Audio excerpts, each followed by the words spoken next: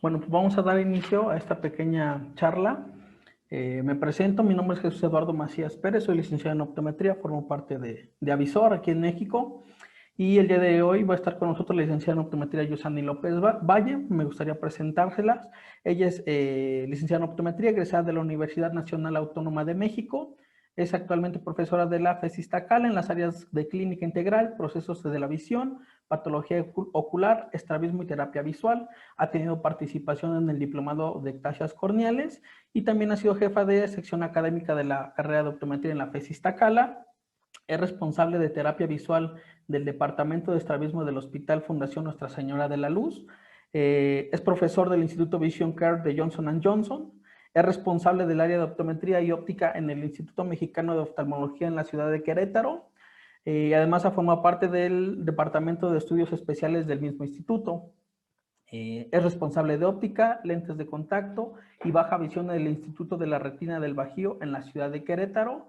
Da consulta privada en el hospital TEC 100 de la ciudad de Querétaro. Es responsable de los estudios de gabinete de oftálmica del TEC 100, líder de opinión de Cooper Vision. Es docente de la licenciatura de optometría en la Universidad Autónoma de Querétaro y también ha impartido muchas ponencias en diferentes estados del país, congresos, simposios, talleres, así como en Argentina y Perú en el área de estrabismo, patología ocular y terapia visual. El día de hoy pues, nos presenta el tema de los eventos adversos en pacientes con queratocono y pues Yosani, te los dejo para ti. Bueno, muchas gracias y gracias por invitarme. Muy buenos días a todos. Bueno, actualmente estoy únicamente en la ciudad de Querétaro, participando en la Universidad Autónoma de Querétaro y pues en la consulta privada, y es por eso que les presento este caso clínico, porque pues estoy en porcentaje alto en mi consulta privada, y este caso clínico me ha dejado muchas enseñanzas, así como muchos otros, pero en particular elegí este por lo que me ha dejado un poquito. Bueno, voy a comenzar. ¿Sí se ve la presentación? Sí, todo bien. Ok. Bueno, yo le quise poner eventos adversos en pacientes con queratocono. Ahorita van a ver por qué. Les presento el caso clínico primero que nada. Se trata de un paciente masculino de 31 años de edad con un diagnóstico de queratocono en ambos ojos. Su salud general es buena, no utiliza medicamentos y las alergias están negadas. Nunca ha usado lentes de contacto de ningún tipo, utiliza graduación en anteojos desde hace 15 años o más, usa la computadora 10 horas al día, utiliza lubricante una vez al día, pero acude conmigo debido a que le adaptaron unos lentes de contacto RGP que nunca los ha utilizado. En realidad, la mayoría de los pacientes que yo atiendo, como trabajo en un hospital y como trabajé en un hospital aquí, en el Instituto Mexicano de Oftalmología, la mayoría de los pacientes que yo tengo me los refieren los oftalmólogos. Sin embargo, él fue algo en particular porque acudió conmigo porque simplemente quería otra opinión de sus lentes de contacto, pero esos lentes de contacto ni siquiera los utilizó. Nada más se los entregaron, le enseñaron a ponérselos, pero no los utilizó. Entonces, me dice que con los armazones y su principal preocupación es que no le dieron la licencia y que ese era su realmente motivo de consulta. Esto quiere decir que lleva 31 años de su vida utilizando anteojos, que no había tenido ningún problema, que ha podido hacer su vida relativamente normal, pero como no le dieron la licencia, acudió con otros especialistas y quería una opinión de sus lentes de contacto rígidos. Durante varios años, esto hay que destacarlo en esta ponencia, solo fue diagnosticado como una ambliopía de ojo izquierdo. El diagnóstico de queratocono se lo dieron en julio de este año y yo lo vi en agosto. O sea, realmente apenas le estuvieron diagnosticando el queratocono y solamente lo habían tratado como ambliopía de ojo izquierdo. Yo lo encuentro con su corrección de anteojos 20-25 en el ojo derecho y 20-150 en el ojo izquierdo.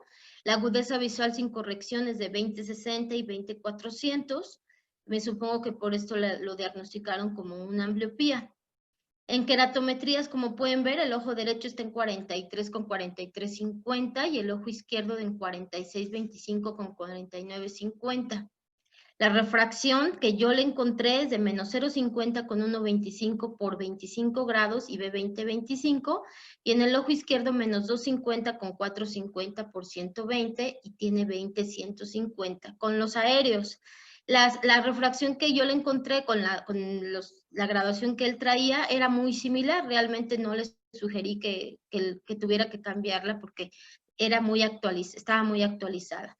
Sus principales síntomas, realmente no tiene muchos síntomas, o no tenía, es mala visión. Él sí te dice, no, pues yo sé que no veo muy bien con los lentes, pero he podido hacer mi vida. Astenopia ocasional porque usa la computadora, como ya vimos, muchas horas, y en ocasiones le duele la cabeza, pero no es algo constante. Entonces, reitero que su motivo de consulta fue que no le dieron la licencia. Entonces, lo primero que decido es pues, ponerle los lentes de contacto que le habían entregado. En el ojo derecho, B20/25 difícil con ese lente de contacto, pero él refiere que tiene que parpadear para ver mejor. Y en el ojo izquierdo, B20/20 difícil. Como pueden ver, ahí se descarta el diagnóstico de ambliopía. Sin embargo, aunque tenga 20/20 y aunque me estuvo diciendo las letras correctamente, él me dice que no ve bien. O sea, esos lentes nunca los ha utilizado, nada más se los probó para aprender a ponérselos, pero nunca los usó. Pero él me dice, cuando yo se los pongo, me dice, pues sí, pero yo no veo bien. Sin embargo, me decía las letras. La verdad, en ese momento como que no le doy mucha importancia a lo que me decía él que no veía bien. Yo me enfoqué más en el fluorograma, que como ustedes pueden ver, en mi opinión, pues los lentes estaban muy curvos, e incluso el ojo izquierdo hacía una burbuja, como la pueden ver aquí. Ay, perdón, permítanme. Ajá. Y entonces,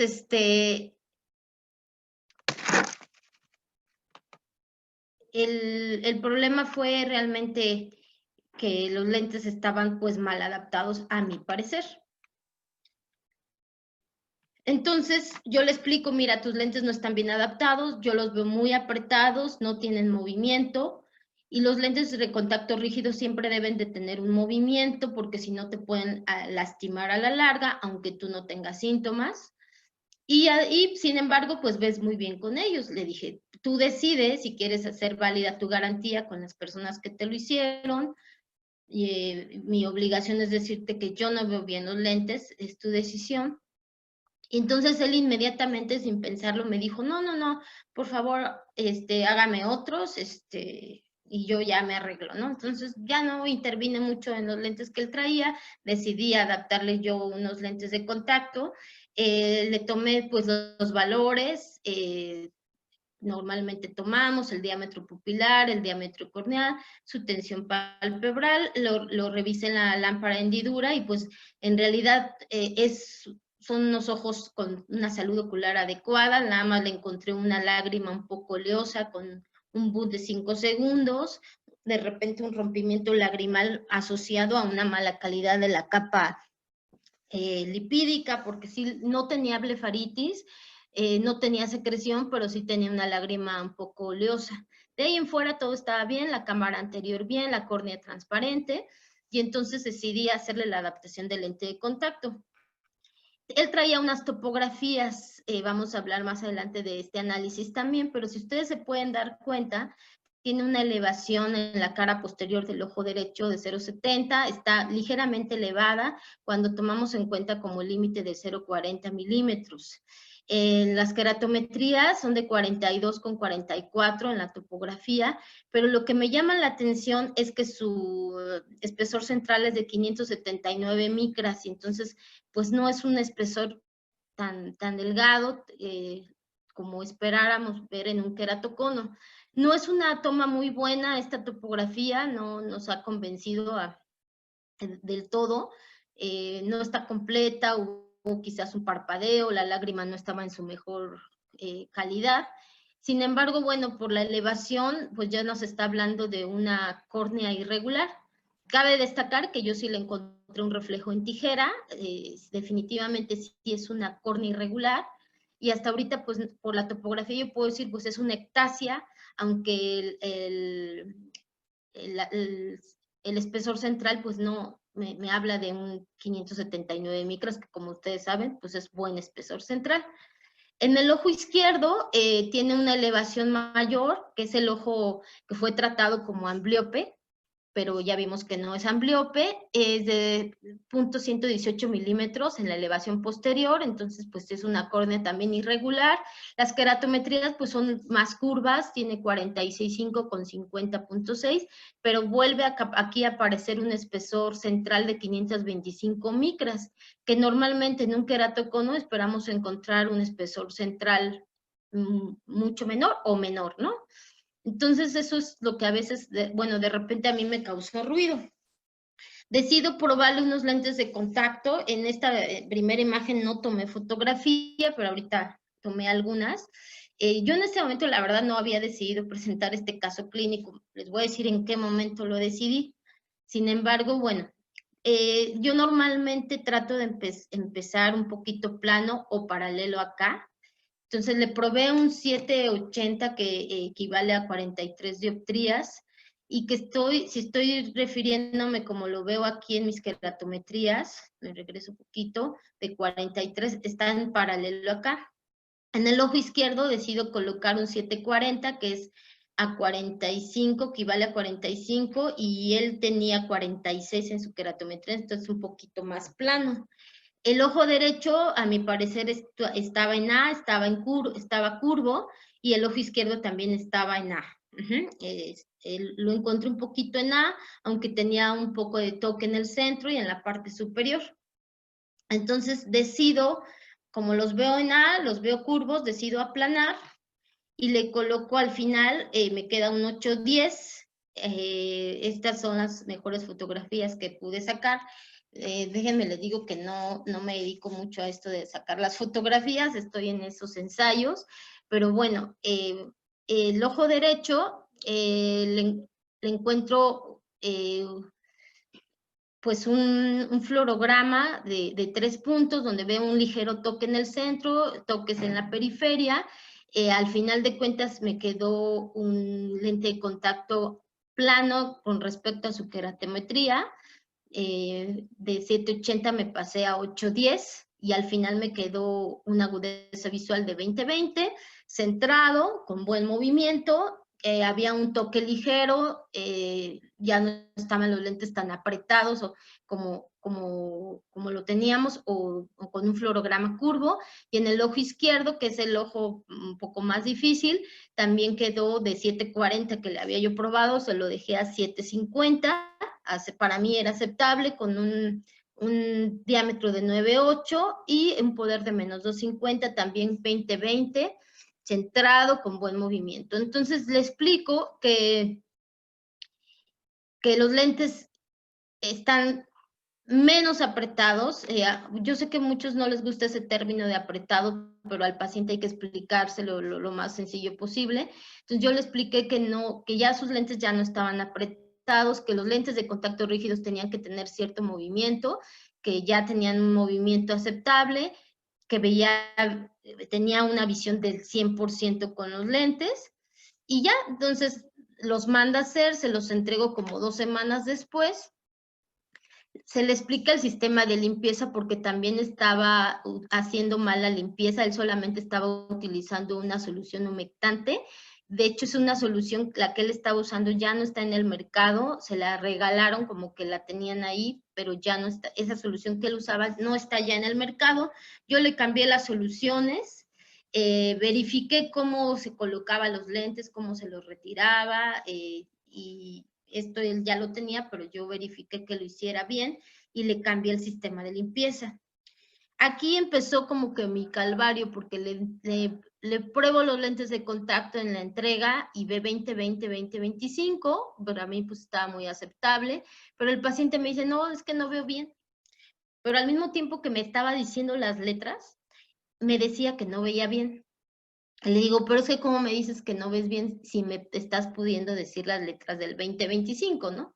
Porque además no sé en qué momento se aprendió los valores de la cartilla de Snellen y él siempre me preguntaba, ¿cuánto veo?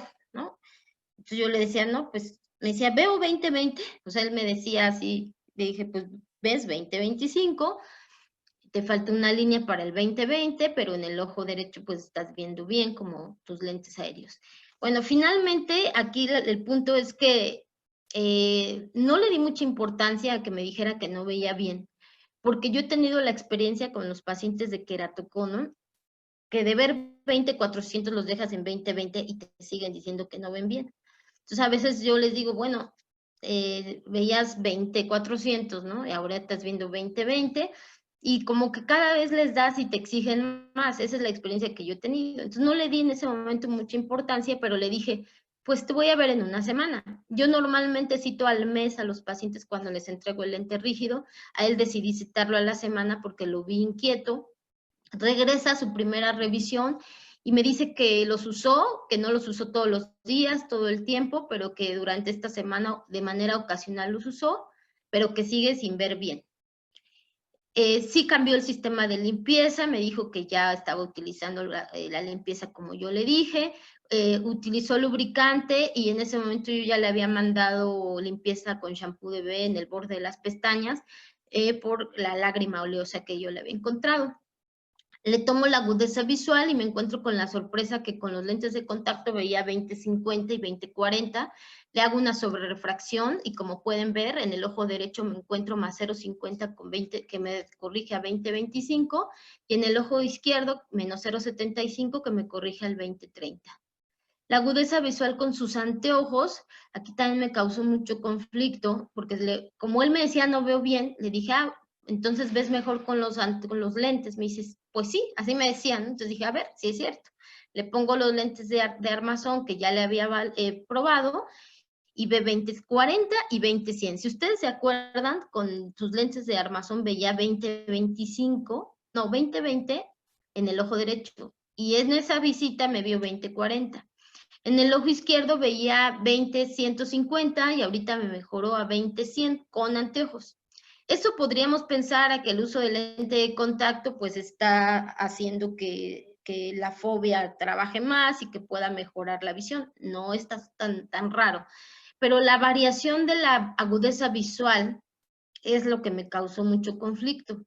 Yo no tuve duda en decir, bueno, quizás me equivoqué con la refracción y le está faltando graduación. Revisé los lentes de contacto que estuvieran como yo los había pedido y sí estaban como los había yo pedido. Yo no, obviamente los lentes siempre pues tienen una garantía y yo dije pues le cambio la graduación. Pero esa visión y ese subjetivo que le hice tenía mucha inestabilidad y me estaba fluctuando mucho la agudeza visual. Entonces no estaba al 100% convencida de cambiarle la graduación porque me fluctuaba. De repente, sin esa graduación, sí me lograba ver bien. Entonces yo decidí que como no los había utilizado todo el tiempo, decidí decirle, ¿sabes qué? Te voy a volver a revisar, síguelos usando, pero por favor ahora utilízalos si se puede todo el tiempo. Y continuó utilizando su lubricante, la lágrima la revisé, ya estaba mejor, sí se veía que había cumplido así con lo que yo le había recomendado. En la segunda revisión, ahí es cuando empieza a haber cambios importantes. Me dice que ya ve bien de lejos, que ya trae los lentes prácticamente todo el tiempo, que ya se adaptó a ellos y que ve muy bien de lejos, que él ya lo notó, pero que no ve bien de cerca, ni en la computadora, que más o menos a veces varía su distancia, se aleja un poquito entre 30 y 50 centímetros. Entonces me refiere que de lejos bien, pero que de cerca no. Le tomo la agudeza visual de lejos y ahora encuentro 20/20 difícil, 20/25. Quiero destacar que no le cambié la graduación a los lentes de contacto, ahora está viendo 20/20 y 20/25. La agudeza visual de cerca es de 20/30, pero esta evaluación pues es monocular. Le hago sobre refracción, no le encuentro ya más que un neutro, no le encuentro nada en el derecho y en el izquierdo un poquito negativo, que ve igual, 20-25. Entonces sigo con mil dudas, porque dije, si yo le hubiera cambiado la refracción, como ya lo había yo pensado, estaba fluctuando la visión, estaba habiendo ya factores para mi gusto de acomodación, y por eso me estaba variando mucho. Pero aquí, cuando él me dice, cuando yo le pregunto bien cómo ve, me dice que ve doble, que de cerca está viendo ya un poquito doble, que se le enciman las letras. También quiero aclarar que descarté un astigmatismo residual. Ya lo había descartado y cada revisión que tenía yo con él revisaba si hubiera también un astigmatismo residual, y no había astigmatismo residual, incluso haciéndole subjetivo tampoco me toleraba el cilindro. Entonces descarto el astigmatismo, que puede ser referido también como una visión doble o confusión o amontonamiento de las letras. Entonces aquí es cuando me empieza a hacer ruido, porque y desde la primera revisión fue cuando decidí presentar este caso en la invitación que me hicieron. ¿Por qué? Porque estamos acostumbrados, y siempre cuando adaptamos lentes de contacto, sobre todo rígidos, estamos pensando que las complicaciones del lente de contacto pues las vamos a enfocar al lente rígido, que hay edema, que ve borroso, que la lágrima no es de muy buena calidad, que puede llegar a haber un exceso de uso del lente y encontramos edema, neovascularización.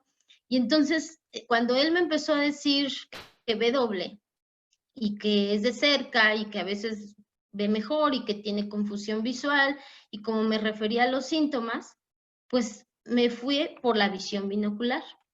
Yo estuve 5 años en el Hospital de la Luz, en el departamento de estrabismo, y pues de repente, pues ves tanto estrabismo, tantos aspectos sensoriales de la visión binocular, que a veces pues a todos los pacientes les quieres encontrar esta parte. Sin embargo, pues yo ya lo había dejado un poquito olvidado ese punto, porque este año y el año pasado me he dedicado un poquito más a los lentes de contacto. Entonces, cuando empezó como a referirme a estos síntomas, yo me guié por la visión binocular. Entonces, le hice pruebas de evaluación de visión binocular, en donde en cover test lo encuentro en ortoposición, no tiene limitación en las abducciones ni en las versiones, no hay limitación, y solo le encuentro en cover test una exoforia cercana, que yo dije, bueno, puede ser una exoforia fisiológica. Él me dice que ya tolera los lentes de contacto 10 horas, que no tiene problemas, que usa lubricantes, pero sigue viendo doble de manera intermitente de cerca. Por eso es que también me enfoqué más en esto. Le hago pruebas de fusión y tiene fusión con polarizado y con puntos de Ward. No hay manifestación de supresión, tiene fusión. Le hago la prueba de Von Graeff y le encuentro una exoforia de 16 dioptrías de cerca. Las vergencias fusionales positivas de cerca están muy bajas, tiene más periodos de diplopia, nunca tiene periodos de borrosidad, y logra juntarme una imagen con 10 dioptrías. En lejos está en ortoforia y tiene pues una vergencia fusional positiva de ruptura de 12, que es muy aceptable. Le hago punto próximo de convergencia y tiene 15 centímetros. No evalué, todavía me falta evaluar. Esto fue el 3 de, estamos en octubre, fue el 3 de octubre esta evaluación. Entonces, le hice pruebas de acomodación, aunque me faltaron hacerle más. Ustedes saben que las pruebas de visión binocular son un poco más cansadas para el paciente. Entonces, le hice solamente ARP y ARN, y como ustedes ven, están en valores normales. Le medí la CA sobre A de 4.1, que está pues dentro del valor normal, aunque podemos considerar un poquito baja. Entonces, al final de cuentas, tomando en cuenta las anomalías de la visión binocular que existen, quiero destacar aquí una cosa importante. No tiene ambliopía, ahorita vamos a analizar más eso, definitivamente ya lo dijimos, mientras él corrija el 20/20, 20/25 con los lentes de contacto, pues se descarta la ambliopía. Esto significa que al no tener ambliopía tiene una fijación central que está fijando con las fóveas en ambos ojos, y por lo tanto tiene una correspondencia retiniana normal. Ya vimos en las pruebas que no suprime, que probablemente suprimió durante toda su vida. Y en anomalías de la acomodación, hasta ahorita con los valores que tengo, no tiene anomalías de la acomodación. Sin embargo, creo que todavía me falta hacerle más pruebas. Y hasta ahorita puedo decir que tiene una heteroforia y que tiene diplopia.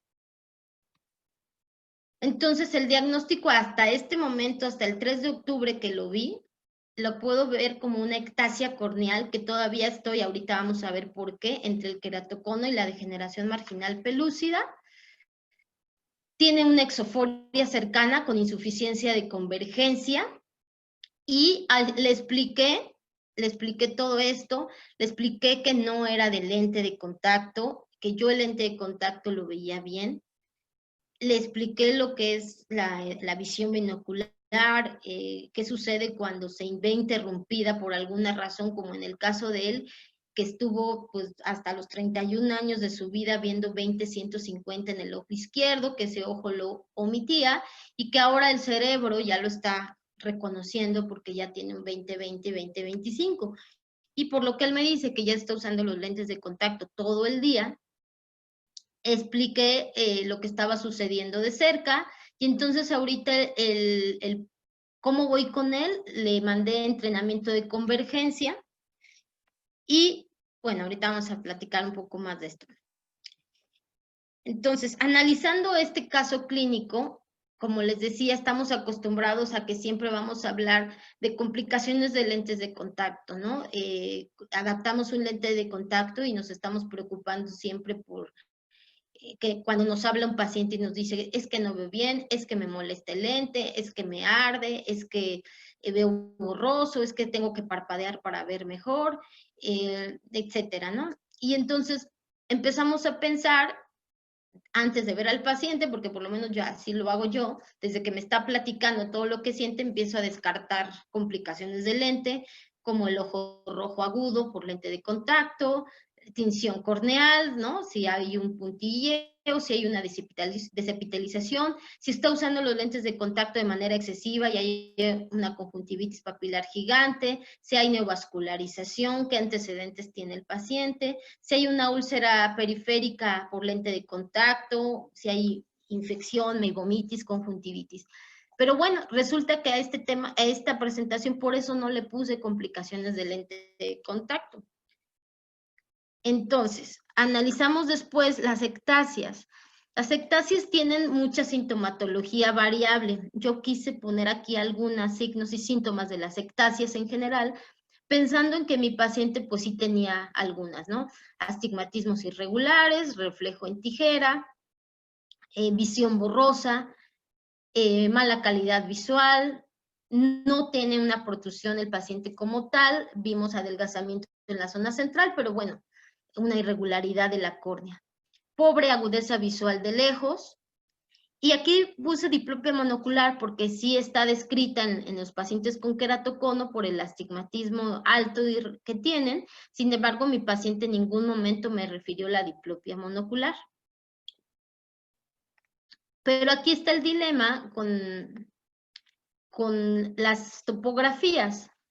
Yo les decía que en la topografía del paciente a mí lo que me llamaba la atención es que tenía un espesor central de 570 más o menos, si no me equivoco, y entonces aquí estoy en un dilema entre una queratoquía y una degeneración marginal pelúcida.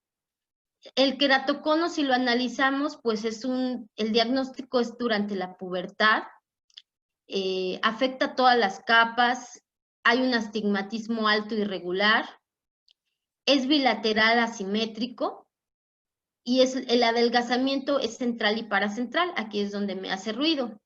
La degeneración marginal pelúcida también es bilateral, es asimétrico, pero puede ser unilateral. El adelgazamiento es en la zona periferia inferior de las 4 a las 7. El espesor central lo encontramos normal. También hay astigmatismo alto, pero puede llegar a ser moderado, o sea, es menos alto en algunas ocasiones que el queratocono. No hay inflamación, no afecta normalmente a las capas de la córnea, y su presencia o su presentación es entre los 20 y 40 años de edad. Con este paciente, como no sabemos desde cuándo empezó a manifestarse la baja visión, porque él estuvo diagnosticado como ambliopía y el diagnóstico de queratocono tiene 2 meses, no sabemos su evolución. Sin embargo, bueno, lo que aquí puedo destacar yo es que el adelgazamiento no es en el centro, entonces por eso me hace sospechar que pudiera ser una degeneración marginal pelúcida. El problema es que no está formando esa mariposa o ese que le llaman cruzón en la topografía, en la zona inferior, pero además la topografía, si se acuerdan del paciente, no tenía muy buena calidad. Entonces, en cuanto a la ectasia, estamos en esa duda. Sin embargo, pues no ha recibido ningún tratamiento de crosslinking, no ha recibido ninguna cirugía, lo único es el lente de contacto. Ahorita estoy con una oftalmóloga trabajando, ella lo iba a ver, ahorita les platico de eso, pero bueno, en este momento el paciente no era candidato para el crosslinking. Y pues estoy manejándole su ectasia con lente de contacto.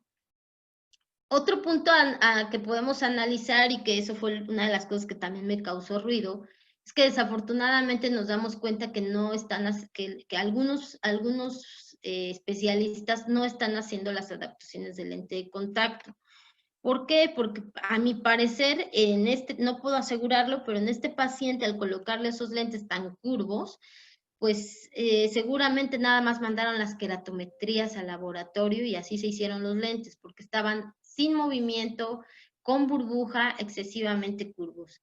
Hay muchas filosofías de adaptación de los lentes de contacto en queratocono, bueno, o en todo. Yo la verdad es que esto lo he aprendido, pues he tenido las bases teóricas de la universidad, de cursos, he estudiado por mi cuenta, pero honestamente yo he aprendido más pues con los pacientes, haciendo fluorogramas. Aquí menciono nada más pues 3 filosofías de adaptación, que es, hay a quien quizás ya esté acostumbrado a una filosofía. Una puede ser el toque apical, donde el lente de contacto descansa en el ápice del cono, aunque a muchos ya no les gusta esta técnica porque puede dañar a la córnea. Otra técnica es sin toque apical, no hay contacto con el ápice, es un lente que queda un poquito con mayor fluoresceína en el centro, y un toque de 3 puntos, que es un toque leve en el lápiz y 2 toques mayores nasal y temporal, repartiendo el peso. Yo en lo particular, es la filosofía que a mí más me ha acomodado. Sin embargo, no me quedo siempre con una, porque yo sí creo que cada paciente es diferente. Entonces, analizando todo el caso del paciente, vemos aquí que no está todavía completamente bien diagnosticado, que estuvo mal diagnosticado por mucho tiempo y que la adaptación primera que le hicieron, a mi parecer, no fue la ideal y que, bueno, sin embargo, no usó los lentes, ¿no? Después nos vamos al proceso visual, nada más para retomar un poquito, recordando que tenemos la formación de la imagen a nivel de la retina, en donde hay una sinapsis entre las células fotorreceptores con las células bipolares, y estas células bipolares hacen sinapsis con las células ganglionares, que a su vez hacen sinapsis con el cuerpo geniculado lateral, y llega la información visual a la corteza para ser interpretada y para hacer solamente una. ¿Qué pasa con mi paciente? Bueno, este paciente en el ojo derecho, pues recuerden que solamente tenía la información del ojo derecho, viajó por las vías visuales y en corteza visual solamente le llegó la información del ojo derecho. Durante todo este tiempo, el ojo izquierdo estuvo suprimiendo. Entonces, ¿qué es lo que está pasando con los aspectos de la visión binocular? Pues no tuvo una fusión motora, se necesita de esta visión binocular. La fusión motora, recuerden que son los movimientos de divergencias, la convergencia proximal, acomodativa y fusional, que van de la mano, que son realmente una te lleva a la otra, y los movimientos de divergencia cuando nosotros estamos viendo a lo lejos. Entonces, ese cambio de convergencia y de divergencia, aunque sus músculos están adecuados y no hay ninguna alteración del músculo, realmente no hubo una fusión motora del todo, sino que los movimientos de sus ojos pues se movían por la ley de Hering, por coordinación del ojo fijador con el ojo que no está fijando, pero a nivel de la corteza visual no hubo fusión. Igualmente, pues la fusión sensorial, para que haya fusión sensorial se necesita que ambas fobias tengan captación de la imagen para que se pueda fusionar, juntar esa imagen y ver objetos con características similares o iguales. No sucedió también durante todo este tiempo. Y a lo mismo la correspondencia retiniana, que es cuando nosotros estamos viendo la imagen con ambas fobias.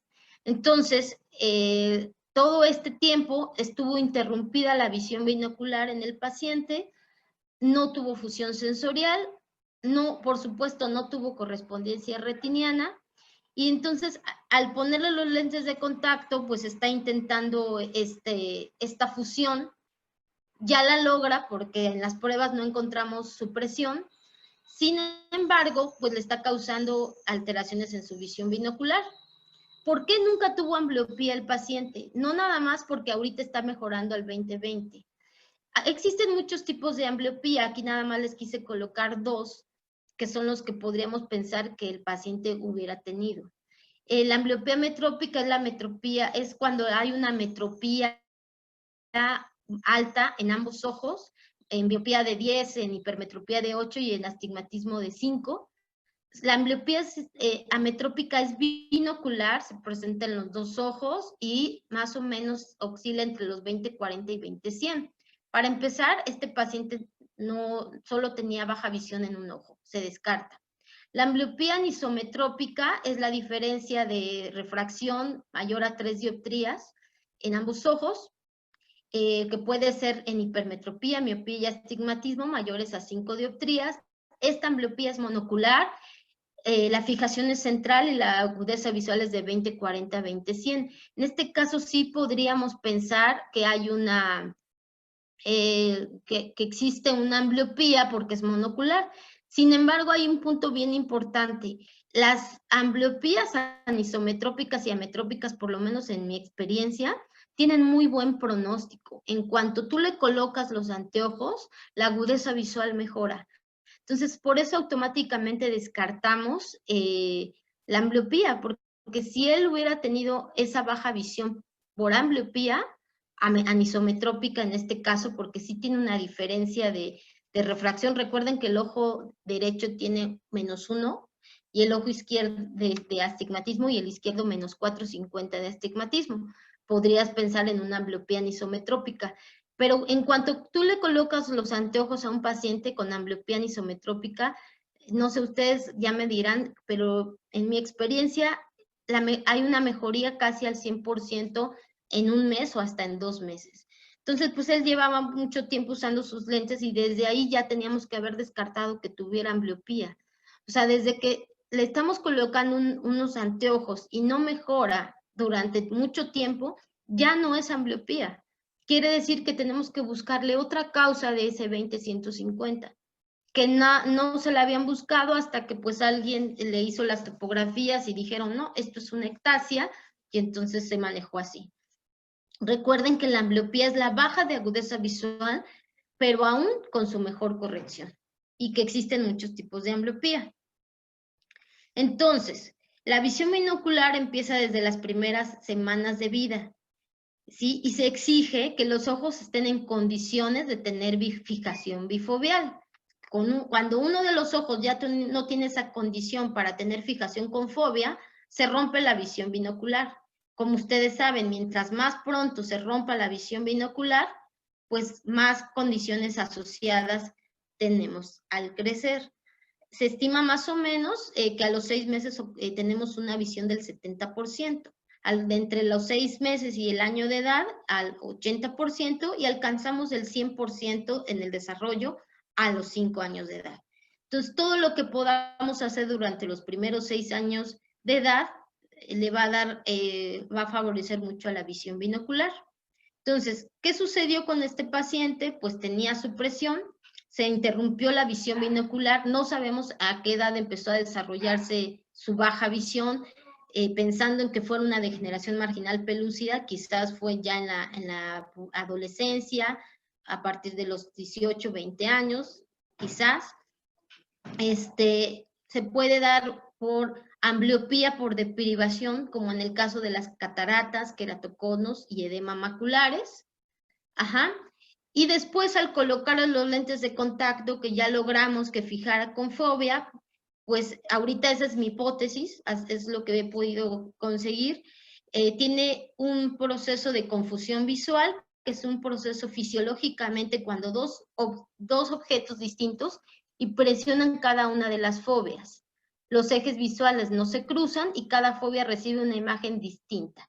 Entonces hay una superposición. Y la diplopia, que como ustedes saben es la visión doble, cuando la imagen es captada por un ojo sano, suele ser la imagen más nítida. Por lo que él me está manifestando, y lo está manifestando de cerca, que puede estar asociado a la insuficiencia de convergencia, en esos momentos que él intenta converger, que no lo logra porque tiene sus vergencias fusionales positivas bajas, está teniendo esos periodos de confusión visual, porque él me dice, de repente si yo me mantengo fijando, puedo lograr ver bien. De repente otra vez lo intento y se me borran las imágenes. Y de lejos no ocurre. Entonces, la insuficiencia de convergencia, también, si la analizamos con mi paciente, bueno, tiene astenopia, la insuficiencia de convergencia, tiene diplopia intermitente, que la tiene el paciente, visión borrosa, cefalea, la cefalea no me la ha manifestado mucho este paciente, somnolencia y dificultad con la concentración, y sobre todo sí me manifiesta pérdida de los renglones en la lectura. Estos son los síntomas de la insuficiencia de convergencia. Entonces aquí le podemos poner una palomita, diplopia intermitente, visión borrosa y pérdida de los renglones en la lectura. Y los signos, exoforia cercana que tiene el paciente, punto próximo de convergencia que lo tiene de 15, alejado, vergencias fusionales positivas reducidas de cerca, y sea sobre A baja, que aunque este paciente no la tiene baja, pero sí está reducida. Otro punto importante que hay que tomar en cuenta, hay que recordar que la acomodación en los pacientes miopes va a aumentar con los lentes de contacto y que convergen más los pacientes con lente de contacto. Esto, sin embargo, pues se rompe el esquema de aquí, porque lo que tiene es todo lo contrario, tiene una insuficiencia de convergencia. Quizás sí esté acomodando más, pero no logra fusionar de cerca por la insuficiencia de convergencia. Ahora, si describimos qué es una exoforia, la exoforia es una desviación latente que se presenta de lejos o de cerca, y en el caso de la exoforia se presenta en miopías no corregidas o mal corregidas, hay un exceso de divergencia y una CA sobre A baja. Entonces vuelvo a analizar este paciente. Fue un paciente con miopía, ya sea en este caso por una ectasia, que todavía estamos en el degeneración marginal pelúcida, o queratocono, también a ver qué opinan ustedes, pero fue un paciente que no fue corregido adecuadamente porque tenía una ectasia y porque fue corregido con anteojos, y entonces eso también pudo haber desarrollado la exoforia. Mis conclusiones y la discusión que les puedo yo mostrar pues son muchas. Primero que nada, que el diagnóstico de la ambliopía durante años estuvo equivocado, porque desde el momento en que ustedes están poniendo una corrección pensando que es una ambliopía metrópica o anisometrópica y no mejora, esto significa entonces que no es una ambliopía, y hay que buscar cuál es la causa de esa baja visión, que puede ser retina, puede ser cristalino y en este caso córnea. No se diagnosticó la ectasia, y entonces eso a lo mejor él pudo haber sido candidato al crosslinking y no le hicieron crosslinking. La adaptación del lente de contacto, el primer contacto que tuvo no fue la adecuada. Yo sí les recomiendo que no adapten los lentes de contacto mandando las queratometrías. Tienen que hacer fluorograma, tienen que probar los lentes. Y un punto que a mí siempre me ha llamado la atención en los pacientes con queratocono o con ectasias, es un paciente muy desconfiado, porque déjenme les platico, que yo lo revisé, la última vez que yo lo vi el sábado, fue cuando le dije que tenía que hacer ejercicios de convergencia, y toda la tarde del sábado me estuvo mandando mensajes bueno, él me mandaba mensajes desde antes constantemente, pero preguntándome todo, ¿no? De qué lente se le movió, que se le acomodó, que se le salió. Ese día me mandó mensajes para decirme que si la letra que él iba a utilizar para sus ejercicios de convergencia estaban adecuados. Toda la tarde me estuvo mandando mensajes, me mandaba fotos, totalmente, bueno, yo suelo contestar siempre. Y eso fue un sábado. El lunes, en la tarde, me habla un colega de aquí de Querétaro y resulta que ya lo había ido a ver a él y a otras 2 personas más, porque él insiste que, que son los lentes de contacto. Yo no tengo problema, obviamente no sería la primera vez que hago una garantía de lente, ¿no? Si fuera la graduación, hasta me hubiera hecho el favor, porque cuando tú sabes cuál es el problema, la solución la tienes más rápida.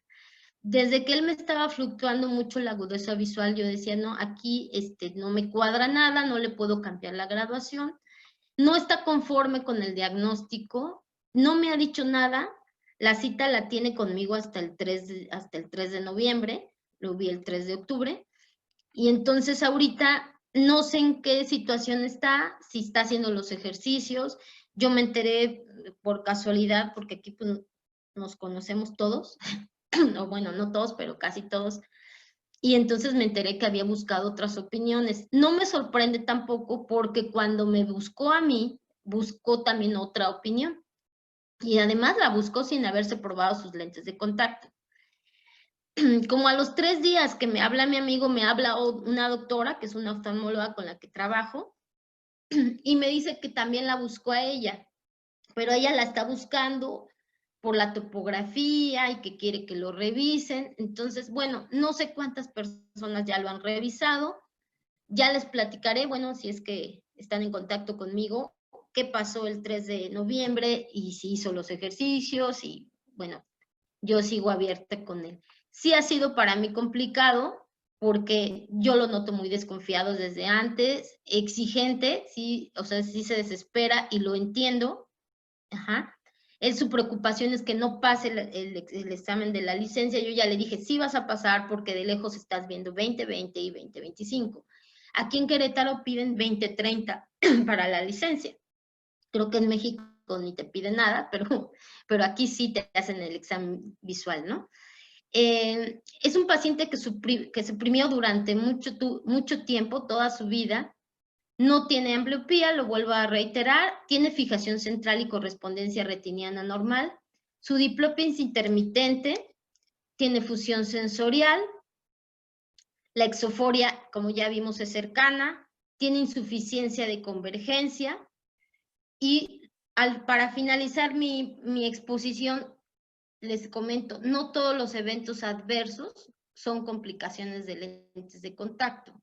Entonces yo los invito a que no solamente se queden pensando en que el lente, quizás pues no estoy diciendo que mis lentes son perfectos, ¿verdad? Que la adaptación fue perfecta, pues sigue, en queratocono seguimos aprendiendo mucho.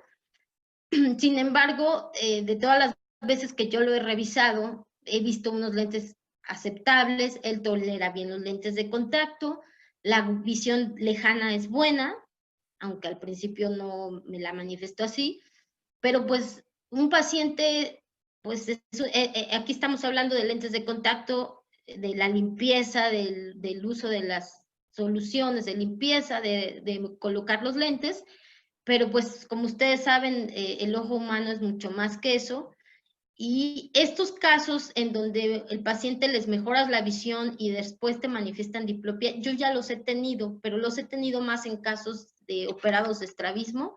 Y tuve por aquí hace poquito un caso de degeneración, de degeneración macular senil, también de una paciente que después de haberle mejorado un poquito la visión empezó a manifestarme diplopia. Entonces, no me sorprende, sin embargo, particularmente este caso me sacó un poquito de todas mis ideas y me hizo aprender mucho, porque no es una complicación de lente de contacto. Eso es por eso que le puse eventos adversos. Pues muchas gracias. Aquí están mis datos. quizás no dé tiempo de todas las preguntas y lo que se les ofrezca. Estoy aquí en la ciudad de Querétaro y pues muchas gracias a Avisor también por la invitación. Muchas gracias, Yosani. Vamos a pasar ahora a continuar a dar una pequeña plática acerca de uno de los productos que está enfocado a la limpieza del lente de contacto rígido. No me voy a tardar mucho, me voy a ir bastante rápido, pero igual para poder pasar ahorita al final a las dudas. Así que por favor vayan poniendo sus dudas ahí en el chat, todas aquellas que tengan. Y les pido de favor que no se vayan todavía. Vamos a darles algunos anuncios parroquiales. Una información muy importante, vamos a tener futuros eventos que son muy importantes y quiero explicarles cómo va a funcionar toda esa parte, entonces me gustaría que se quedaran también al final. El producto que les vamos a presentar en esta ocasión se llama GP System, ya muchos de ustedes lo conocerán. Es el régimen de limpieza ideal para todo tipo de lentes de contacto, es el único sistema actualmente que hay en México con esta eficacia en la limpieza y desinfección del lente de contacto rígido gas permeable, y pues me gustaría presentárselo para aquellos que no lo conocen o para que lo conozcan todavía mejor. ¿Qué es? Pues nuevamente es un sistema de limpieza y mantenimiento para lente de contacto rígido y rígido gas permeable, el cual consta de 2 pasos. ¿Qué quiere decir esto? Que el paciente tiene que utilizar 2 soluciones para la limpieza del lente de contacto o para darle mantenimiento a su lente de contacto, ¿de acuerdo? ¿Cómo viene o cómo pueden encontrar este sistema de limpieza? Lo pueden encontrar como aparece en la imagen izquierda, que se llama GP System, que es el key de inicio, en el cual viene el paso 1, que es el GP Cleaner, que es el que tiene la tapita roja, y el paso 2, que se llama GP Conditioner, en una presentación de 15 y 30 mililitros, que es como una introducción para el paciente. También se puede encontrar por separado, GP Cleaner, el paso 1, en una presentación de 30 mililitros, y su complemento GP Conditioner en una presentación de 120 mililitros. La pueden encontrar ustedes en sus principales distribuidores locales. Aquí en Ciudad de México, pues ya los más comunes, en Vertex, en AOSA, en Optidipod, Innovación Óptica, etcétera, etcétera, en el que sea de su preferencia. Y foráneos, principalmente las distribuidoras son Vertex, la principal, la que tiene mayor cobertura, pero también existen algunas otras. De igual forma, pónganlo ahí de dónde son, o si quieren saber, o si no saben dónde adquirirlos, y para poder darles alguna referencia. Y bueno, el primer paso, como ya lo habíamos mencionado, se llama GP Cleaner. En este caso es el encargado de darle la limpieza al lente de contacto, va a ser lo primero que se va a utilizar. Y GP Cleaner es un surfactante no iónico. Esta parte es importante porque un sistema de limpieza y mantenimiento, una solución para el lente de contacto, debe ser no iónico. ¿A qué me refiero con esto? Que no debe tener alguna carga, ya sea positiva o negativa. Pues sabemos que al momento de fabricar el lente de contacto, dependiendo de los materiales que estén utilizando, pues adquieren una carga, ya sea positiva o negativa, y esto le da diferentes características a los lentes de contacto, haciéndolos blandos, haciéndolos rígidos, haciéndolos hidrofóbicos, hidrofílicos, etcétera. ¿De acuerdo? Entonces esta parte es bien importante porque si la solución llega a tener algún tipo de carga, es muy probable de que se quede adherida cierta parte al material del lente de contacto, y conforme vaya pasando el tiempo, llegar a opacar los mismos, y en este caso, pues se contradicería a sí misma la función que tiene, que es la de limpiar y evitar opacidades en el lente de contacto. En este caso es un agente limpiador no abrasivo. En este caso pues no va a dañar la superficie del lente de contacto, siempre va a mantener esa superficie del lente de contacto en óptimas condiciones, y podríamos referirnos a GP Cleaner como un jabón concentrado. El principio activo que tiene esta solución se llama lauriléter sulfato sódico. Como se dice aquí, es un jabón concentrado, es un jabón muy potente, es un detergente que está enfocado a ese tipo de lente de contacto que se ensucian con facilidad, a trabajar en ambientes sucios o muy contaminados, generar una limpieza efectiva u óptima para, en este caso, los lentes de contacto rígidos.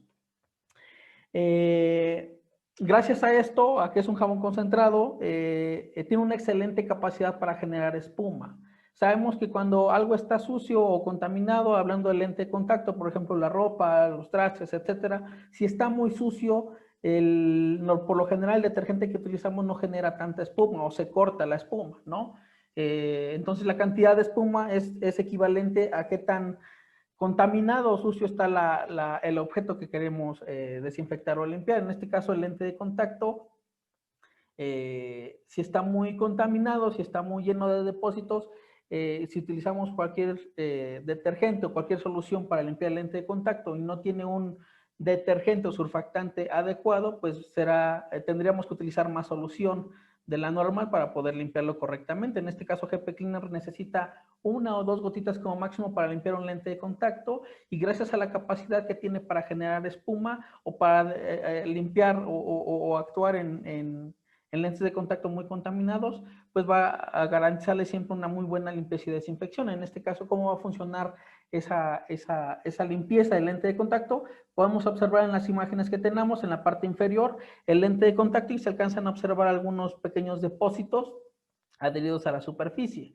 ¿no? En este caso, el surfactante lo que va a hacer es adherirse a ese depósito que está sobre la superficie del lente de contacto y lo va a traer hacia el medio, que en este caso es el agua o la solución, la lágrima que esté alrededor, encerrándolo en una pequeña micela, que lo podemos observar como una pequeña estrellita en las imágenes, dando lugar entonces a la remoción de los depósitos que están sobre la superficie del lente de contacto. Hasta aquí ya quitamos el depósito de la superficie del lente de contacto. Es importante realizar el proceso de fricción en todos los tipos de lente de contacto y de cualquier material, pues de esta manera nos aseguramos de remover esa micela o de quitarla y que no se vuelvan a adherir a la superficie del lente de contacto. Posteriormente seguiría el enjuague, que es el segundo paso, que se llama GP Conditioner, el cual va enfocado a quitar ese exceso de jabón. Bueno, antes que nada es importante decir, GP Cleaner, como podemos observar, tiene tapita roja, ¿no?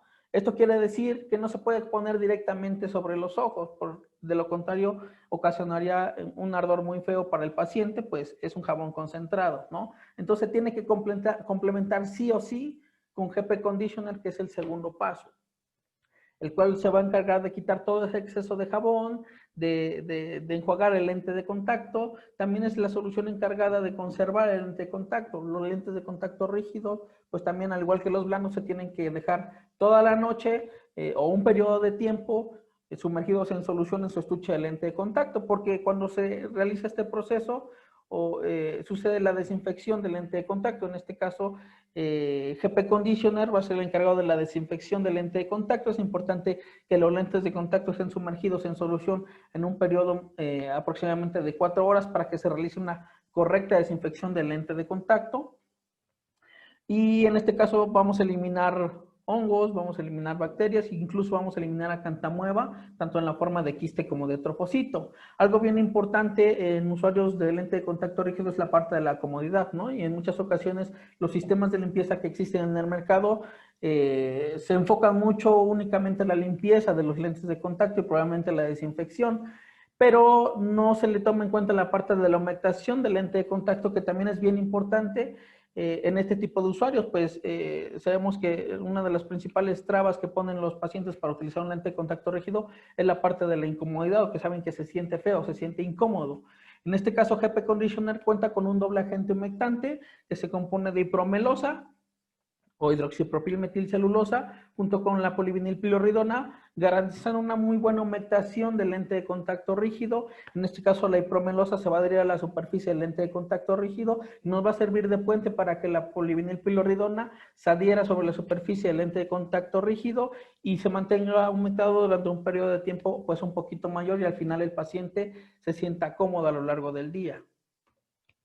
Entonces, sí o sí es importante destacar que este sistema de limpieza se tiene que complementar el uno con el otro. No podemos utilizar solo uno, o solo el cleaner o solo el conditioner. Siempre tienen que ir los dos de la mano, pues son se complementan totalmente debido a lo que ya vimos. Entonces, como resumen, el paso 1, GP Cleaner, que tiene la tapita roja, es el detergente, es el que va a limpiar el lente de contacto. Posterior a eso se tiene que enjuagar, conservar y desinfectar con el segundo paso, además de que tiene el doble agente humectante para garantizar una muy buena humectación y comodidad del paciente a lo largo del día, ¿de acuerdo? Entonces, hasta aquí terminaríamos con esta pequeña sesión del día de hoy. Le digo, no se vayan todavía, vamos a pasar a la parte de las dudas y las preguntas, y después vamos a dar alguna información acerca de los próximos eventos. Entonces, por favor, quédense hasta el final, ¿de acuerdo? Vamos a empezar con las dudas, Raúl. Gracias, Yosani. Mira, no hemos dejado un comentario aquí de Leopoldo de Velasco. Podríamos ponerle lentes para visión cercana con prismas para poder trabajar con la computadora por 6 meses con 8 dioptrías de prisma, 4 para cada ojo va hacia adentro. Es un comentario que nos dejan. Hola, hola. ¿Está Yosani todavía?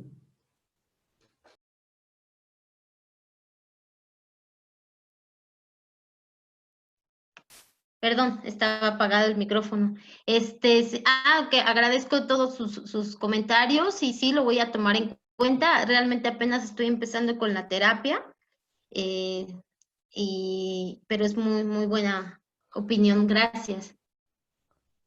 Pues mira, realmente no nos han dejado muchas preguntas.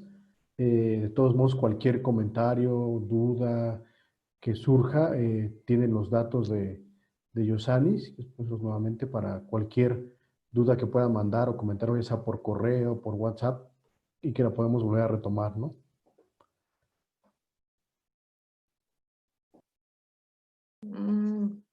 Muchas gracias, Agustín, Miriam. Y sí, Enrique, ahí te dejo los datos. Bueno, ahorita si me dejan compartir o...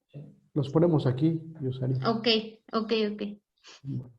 De cualquier forma, digo, no hay otras preguntas que nos han mandado todavía, pero si van surgiendo alguna pregunta y demás, pues ya te las hacemos llegar y bueno, también te las pueden hacer llegar ellos por vía correo electrónico y por WhatsApp o como ellos se les facilite más. Ok. Sale, Yusani, pues muchísimas gracias. Cualquier cosa.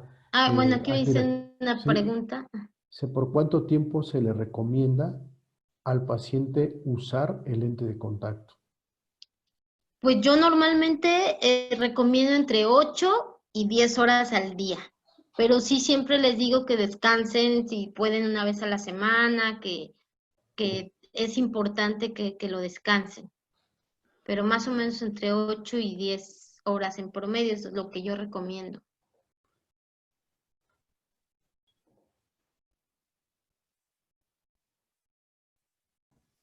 Son las que nos han enviado por el momento, Yosani. Entonces, si surgiera alguna otra pregunta y demás, te las hacemos llegar. Y bueno, pues agradecerte nuevamente, pues un gusto que nos hayas acompañado. Y pues muchas gracias por participar con nosotros. Y vamos a dar un poco unos avisos ahorita. Pero creo que Ok. están llegando dice otra pregunta por aquí. Si es un lente de contacto permeable al gas, ¿qué duración debemos Yo, recomendarle? yo normalmente les digo que entre año y máximo año y medio. Normalmente es lo que les digo. A veces también depende mucho el paciente, la edad del paciente, porque pues ustedes saben que en los queratoconos hay una evolución en la pubertad muy rápida. Yo los reviso cada año. El lente a veces, aunque esté resistente y todo, ya se empieza a aplanar con el tiempo y se raya, como año y medio más o menos.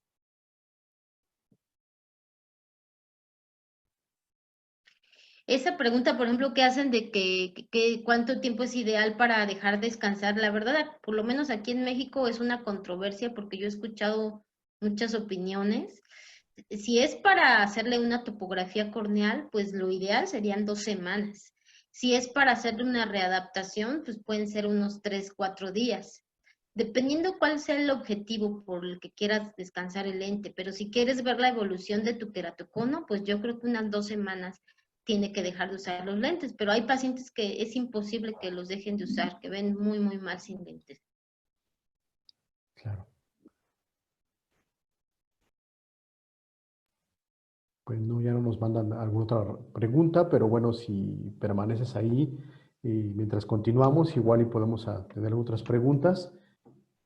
Yusani, Sí, yo por- tengo un poquito, bueno, tengo todavía un poquito de tiempo, pero si no, de todas formas, si me hacen llegar las preguntas ahí al correo, incluso por WhatsApp, aunque no conteste luego, pero si se las contesto o alguna opinión o algún, pues sugerencia, porque para mí este caso lo presenté porque no le encontraba pies ni cabeza, ¿no? Porque cuando un Claro. paciente te dice, no veo bien, pero tiene 20/20, entonces dices, pues, ¿por dónde le hago entonces, no?